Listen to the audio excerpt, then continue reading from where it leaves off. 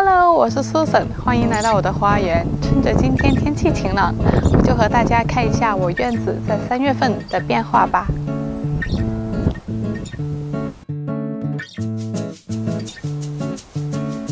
还记得我在冬季花园那期视频里提到了，我想在柿子树下种下一些洋水仙。大家看一下它现在的样子。这些洋水仙我其实是在1月底2月初种下的，在不到2个月它已经了开放，非常的漂亮。这一棵也是我去年11月底种下的种球洋水仙，这是当时在一个苗圃里面买的这种粉色的洋水仙混合球根，它有这种一圈，中间是杏粉色的单瓣，就叫粉红魅力，也有这样的更华丽一点的，你可以看到它中间的有皱褶边的这个而且花还非常的大，应该有8公分这样大小。它还有这种是重瓣的，就是它有2层、好几层的洋水仙，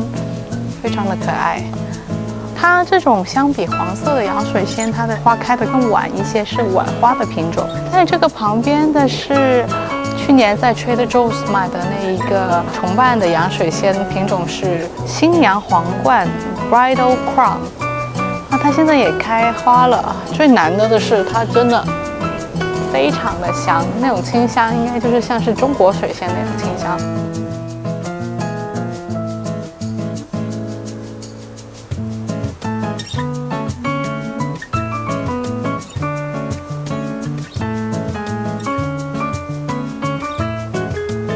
在它们的旁边，这里呢是铁线莲。这个铁线莲现在应该是开始它的第3年了，它在我家已经度过了2个四季。这个铁线莲我是在1月底的时候给它做了一次修剪。它是2类的铁线莲，意思是它可以反复的多次的开花。你在修剪的时候要观察它的枝条，只在那种枯萎的地方剪掉就可以了，而这些都是旧的枝条保留下来的。这样的话能够保证它有更多的开花量。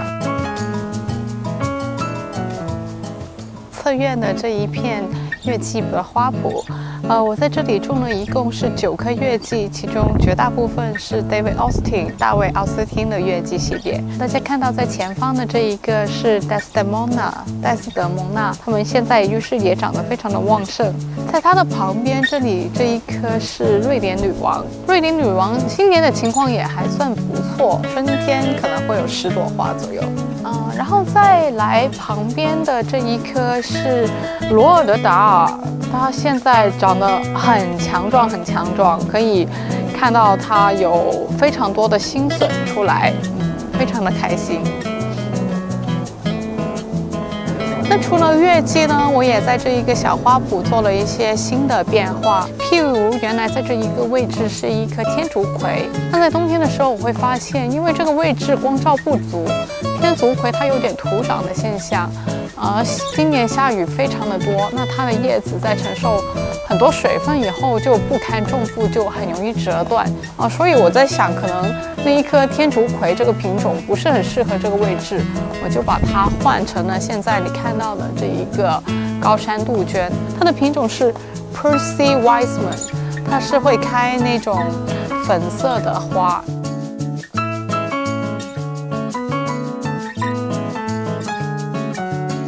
另外一个让人惊喜的是这一个玛格丽特，我原来以为它是不怎么开花在冬天但原来它只是一个蓄势待发的过程它积攒了整个冬天的能量，然后在现在春天也终于开出了花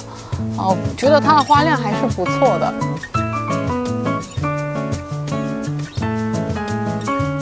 在春天的另外一个看点就是枫叶，它非常的可爱，长出这种嫩绿的、很柔软的、很漂亮的叶子，就像是一朵朵绿色的云。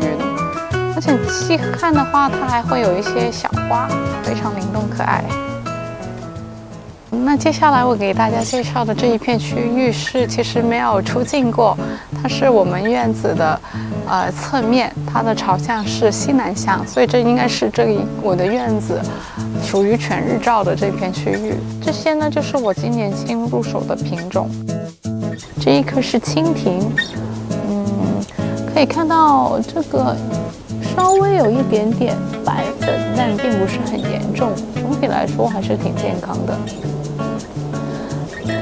在旁边这一棵是我买的裸根苗，是 Angel Face。那很明显呢，你可以看到它的白粉就很严重。你看这些都基本铺满了白粉。由于我是不打药的，那我其实就会自然淘汰。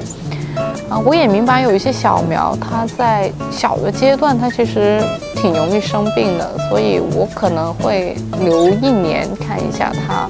一整年的情况。虽然它有白粉啊，但是你看，它居然也长了一个花苞，所以它的开花性理论上应该是很好的，但是这一个抗病性就有待提高吧。在它的旁边这一棵是天狼月季桃染，它也有一点白粉，有可能是被这一棵 Angel Face 传染的。我应该等一下要把这一棵搬到别处去隔离，至少不要放在这一个上风位，让它的白粉传给其他月季。那这一棵呢，就是巴黎月光啊，巴黎月光是我其实还挺热门的一个品种啊，能够买到它的裸根苗，我也觉得自己非常的幸运。可以看到它现在已经开始有花苞，我当时还买了另外一个黑巴克，但很不幸的是，在这几次到春寒的时候，它好像就死掉了，我也说不准原因。可以看到这一棵它就没有白粉，它会非常的健康。这一棵就是 Sassy Rassy， 它是以它的花朵像茶花那样规整而著名的。你可以看到它现在已经有花苞在这里。今天另外一个任务就是要给这一个玛格丽特把它修剪一下，可以看到它已经有80%的花都开败了，那这时候我们要及时的进行修剪。其实玛格丽特它真的非常的适合无论是盆栽地栽，我觉得都很适合，它能够长成一个球状。你可以看到它跟这个盆的比例，基本它的冠幅是这个盆的2倍，它长得非常的好。它修剪没有什么秘密，就把它剪成球形就好了。好，我们开盖吧。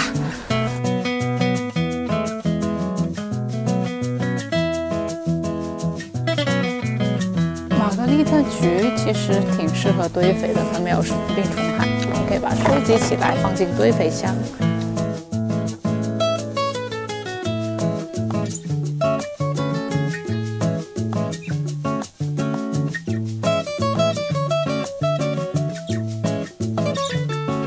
随着春天的脚步，花草们也开始苏醒过来，一切的等待都是值得的。希望你也能拥有美好的春天。那今天我们的节目就到这儿。如果你喜欢我的节目，欢迎点赞和订阅。我们下期再见，拜拜。